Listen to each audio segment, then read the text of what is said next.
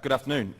Yes, my name is Tony. I'm from the Australian National University and I also work at DST, and today I'm going to talk to you about a heuristic we've been developing for planning with time windows.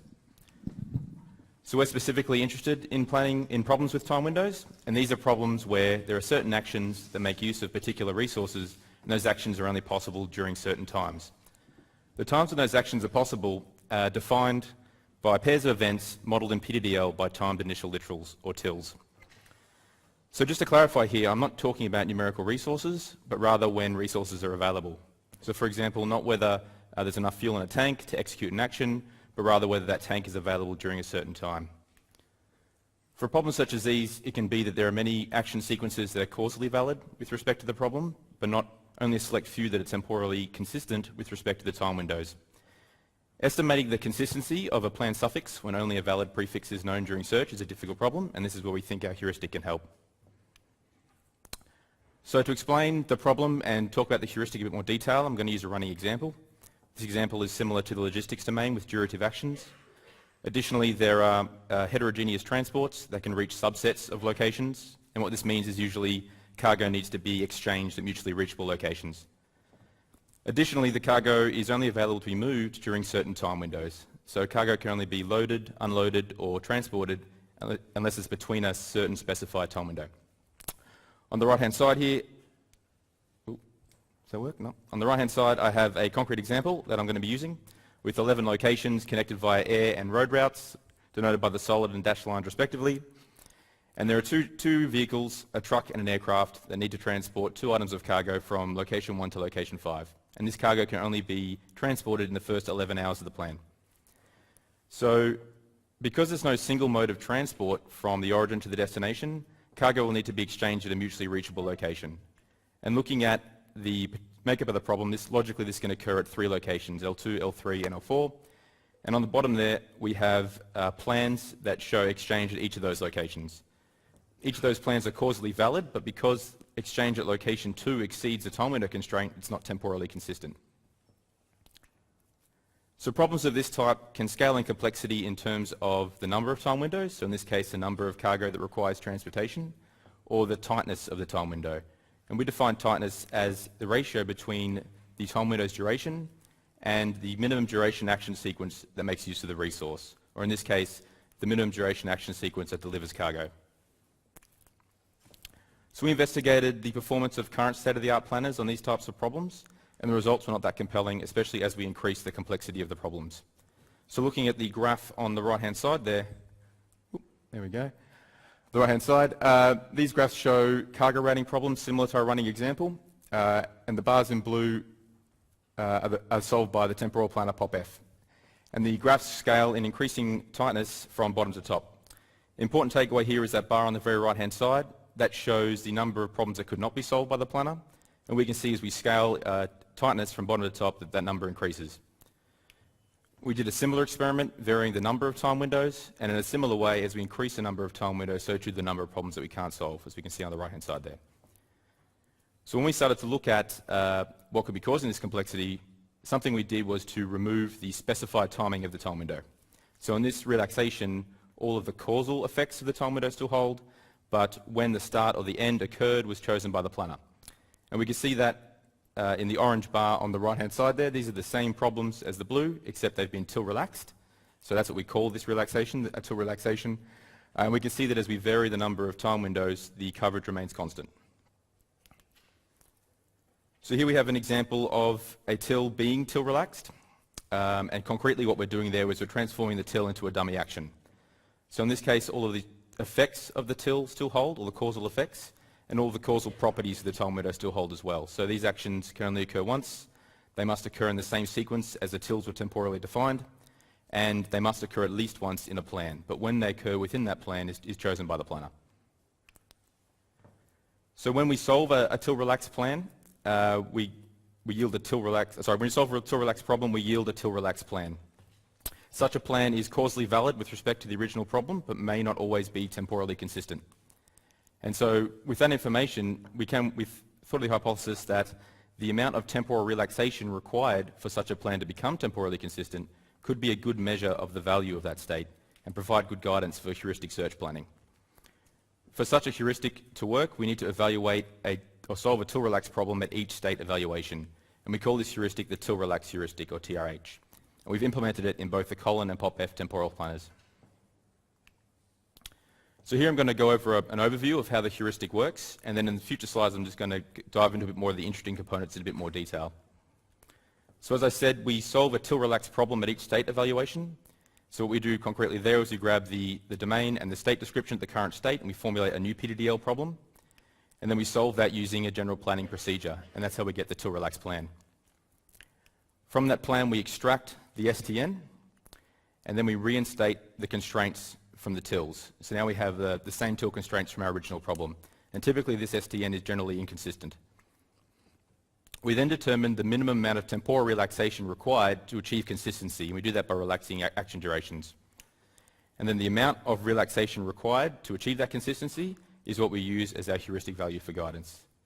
So since the TIL-Relaxed plan was already causally valid with respect to the original problem, the amount of relaxation required is a measure of the distance to consistency. So the smaller the value here, the better, and a value of 0 indicates that the TIL-Relaxed plan was already consistent with respect to the original problem.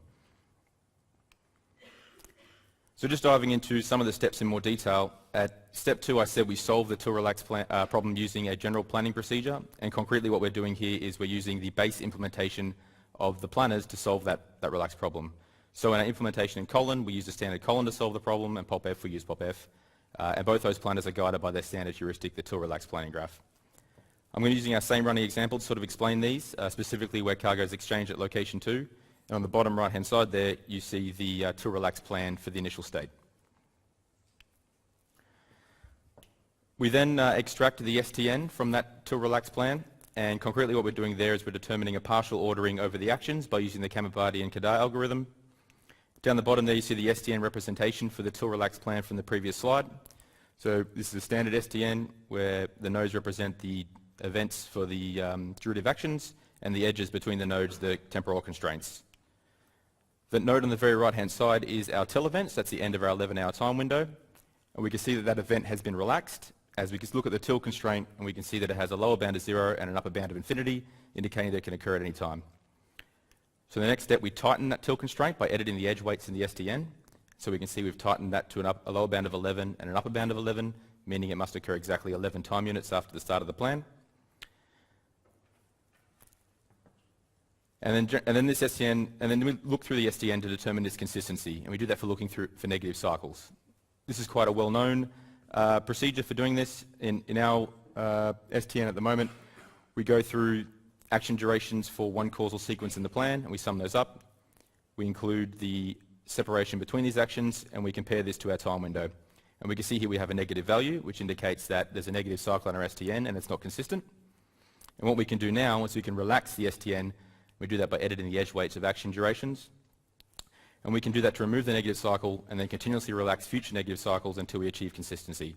And we do this in the same continuous relaxation methodology that you et al. Talked about in their continuous relaxation paper.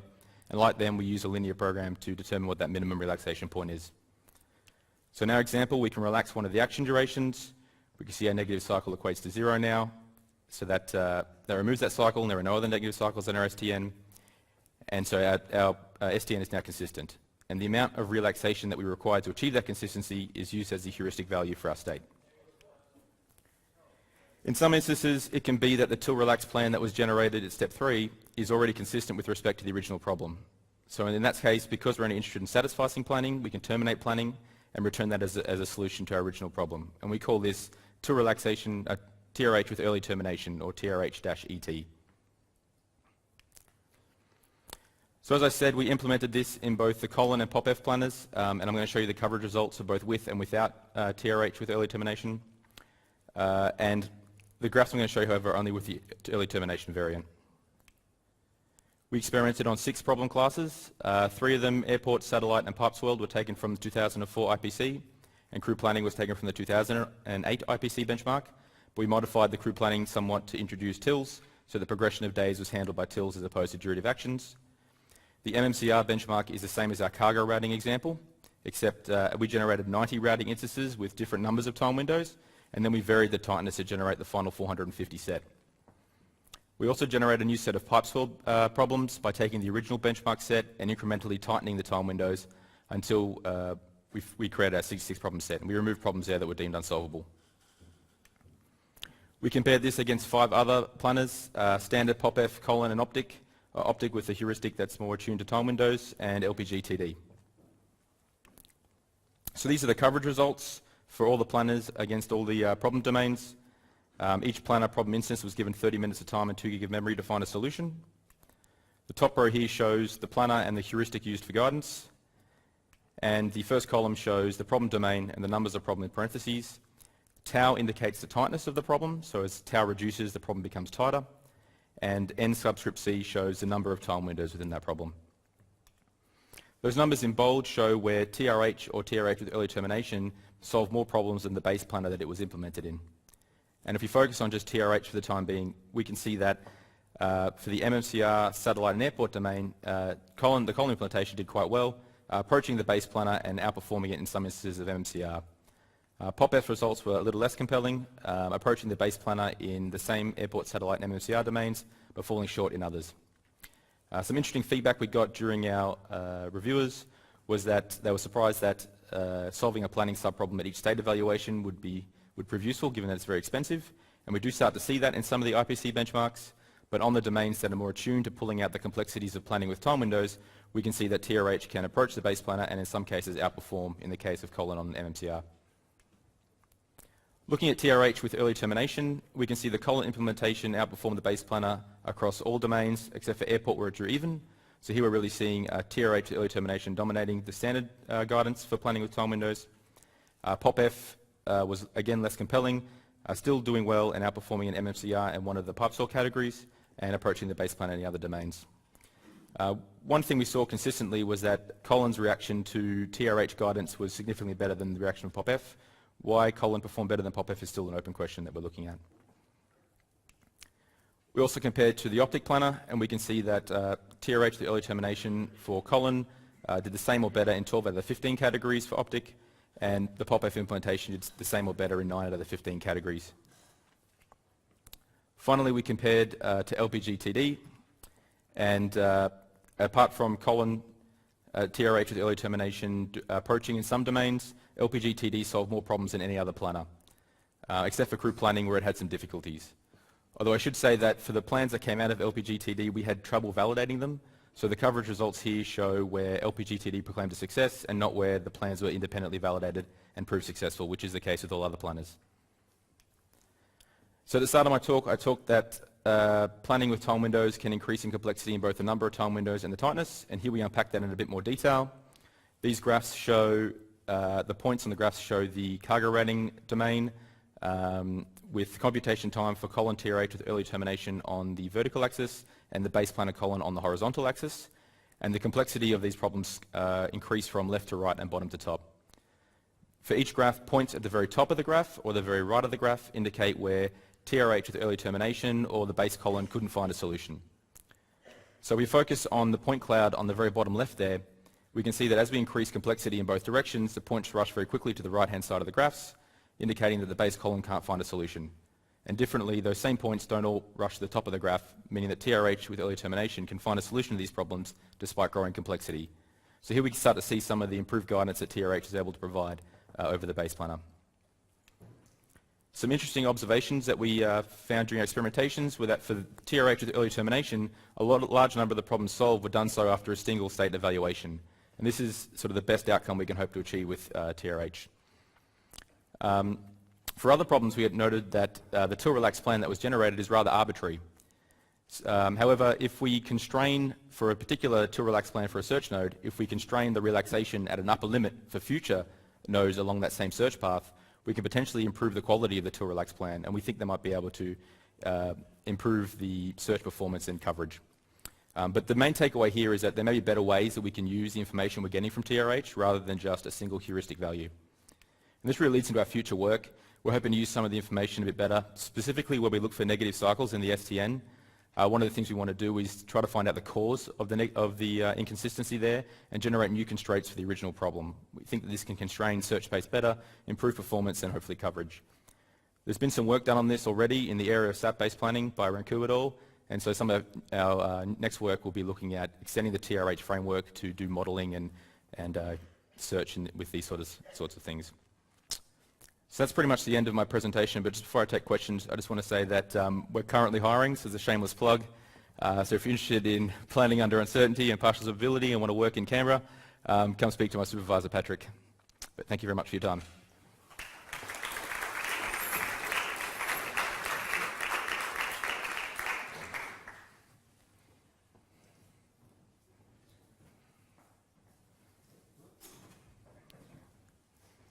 So I noticed that in your in the benchmark that you use, most of them are from 2004. And could you comment on the absence of problems that actually have reached temporal constraints, like time windows and deadlines in our planning problems benchmarks? Yeah, so we use the 2004 IPC benchmarks because we had a lot of data on different planning performance on those. One of the things we really wanted to look for were ones that had time window constraints that brought out the complexities I talked about, so tightness specifically, and numbers of time windows. So for those, I didn't really find many literature, and if you know some domains that are accessible, I'd be happy to talk to you after this, but we ended up having to generate our own to really focus on the tightness, or reformulating the IPC benchmarks that we used, like we did with Pipes World. Thank you. Okay, thank you for your presentation, very interesting. I found very interesting, at least from my perspective, the slide with the performance about the coverage, in which it seems that LPGTD, which is an almost 20 years old planner, is still very competitive with the other planners. So I'm very happy to see this. I didn't understand when you said that you had troubles or problems in validating the plans. Yeah, so one of the things that I sort of found with the LPGTD plans is they didn't have epsilon separation between the actions, and so that made it difficult to validate the plans in the validator. Okay, depends on what you consider, because maybe in the plan that you see in the output you don't see it, but if you look in the file that contains the plan, there is the epsilon separation. That by default is, as far as I remember, a very small number, but you can change it from the command line. This is a parameter. Yeah, I tried that. That didn't seem to work. I mean, maybe I'll talk to you afterwards. I mean, all the plans that we produced in our experiments were all validated without any problems. So. Okay. Maybe it's good to talk after this. It'd be great. Cheers. Okay. Thank you.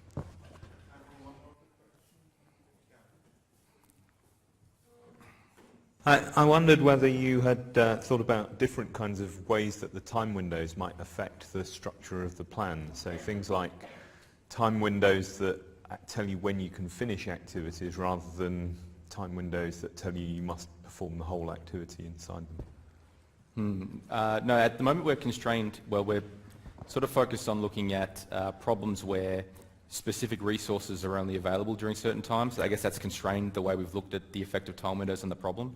But I'd be interested to see how this performs under those sort of different constraints. It would be really interesting because, I mean, we've certainly found problems that we've looked at where we've wanted the action to finish at a particular window, that proves very difficult for the forward search machinery because it typically doesn't discover the problem until it arrives at the time window, and by then it's already made too many commitments. Yeah, and that's exactly what we found with when we looked at this as well. So I mean, maybe that it could perform well. Yeah, I'd be interested. If you have a domain that is already formulated, I'd be happy to give it a go. I think I might be able to fun. Yeah. Cheers. Speaker, one more time. Thank you.